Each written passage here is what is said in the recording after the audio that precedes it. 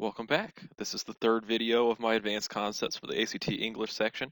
If you're already on part 3, you've probably figured out that parts 1 and 2 exist, and if you've seen those, you already know the other ones to watch first, so I'll just get right to it. If you find this helpful, you can help me out by leaving a like and subscribing, and if you do subscribe, that will let you know whenever I post future videos. Let's get straight into it.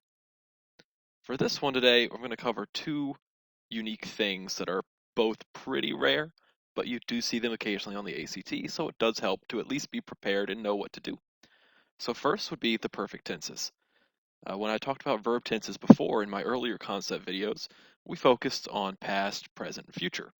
There actually are more than 3 tenses. There's actually several, but the only other one that you really see in any kind of regularity, although pretty rare, on the ACT is the perfect tense. So, as I said, very rarely used, so don't worry too much about these, but that's why we're in the advanced concepts. So, if you have a perfect tense, you're going to have the word has, had, have, or will have in front of the verb. That's how you know it's perfect tense. Now, if you're wondering what perfect tense is used for, it indicates that an action had been fully completed. You don't actually need to know that for the ACT, but if you're wondering, or if that'll help you decide when to use it, there you go. Now, what do I actually need to know for the ACT for this? Some general rules. First of all, choose the perfect tense if other verbs in that sentence or neighboring sentence are also in the perfect tense. That's kind of your guide. Otherwise, you can try plugging in all of your answers and there's other reasons why the other tenses just don't make sense or don't work, then you're left with the perfect tense. But as a general rule, if you're not sure, just avoid the perfect tense because it's usually wrong. Not always, but it's very rarely used. Now, if you do need to use the perfect tense, the actual conjugation of the verb, meaning what version I use, not if I put have, has, or whatever in front of it. I mean if I say run, ran, that sort of thing. What version do I have? See, seen, saw, those are conjugations. So for perfect tenses, there's not one rule that lets you know change it to this form to get to perfect tense, and it's going to depend on the specific word. That's what makes it really hard to prepare. You just kind of have to know. You can look up other examples or some practice worksheets if you do want to see a few examples of those. But to help out, it's often going to be the same conjugation as the past tense. For example, studied or had studied. Both versions of study, both past and perfect, are studied. But not always. Another really helpful thing is if there's a version of the verb that exists with a U as the vowel or EN as a new ending, that's probably the perfect tense. Examples would be swim, the past, or any perfect tense becomes swum. Remember that the past tense is swam, not swum. So if you suddenly have a U in there, that's the perfect tense. Same thing with run. Now, run is also present tense, but there's a version with the U, so it'll stay with the U for the perfect tense. For the EN, give, if we put EN at the end for given, that's its perfect tense. Another example for the U is begun. So had begun is the past perfect of begin. And that's all you really need to know for perfect tense. Again, choose it only if other verbs around your choice in the sentence or nearby sentences are also in perfect tense.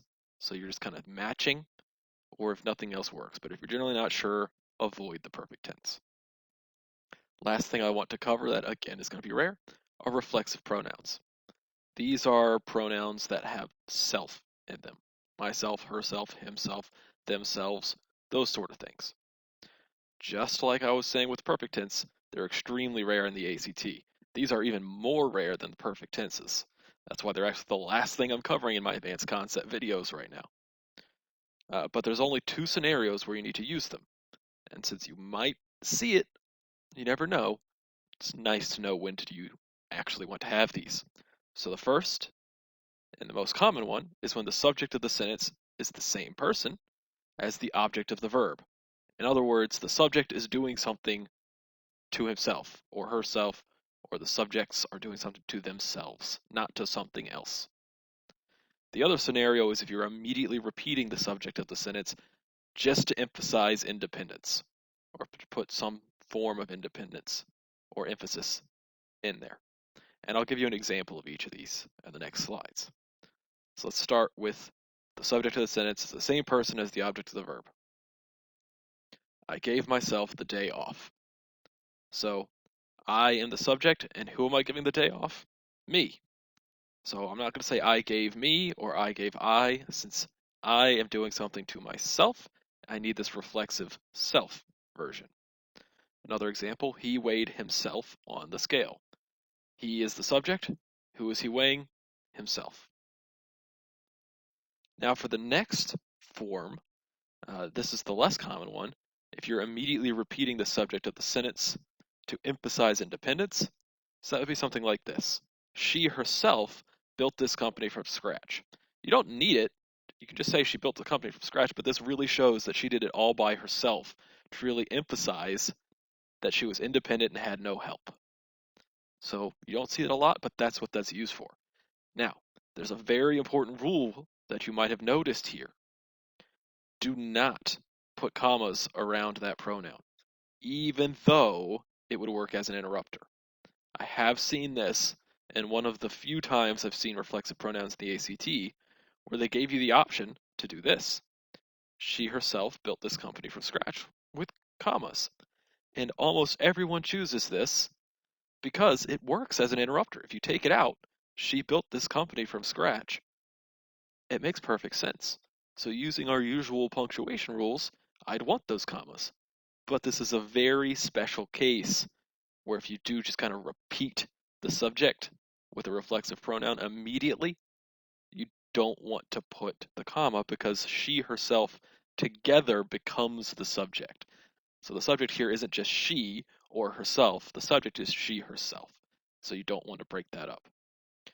Which is weird, but that's the rule. Again, you're probably not going to see them too often, but now you know in case you do. And that's going to be it for the advanced concepts here. If I come up with anything later that I want to add, I'll put in a new video. But right now, that's it. So good luck with your studying, and I'll see you on the next one.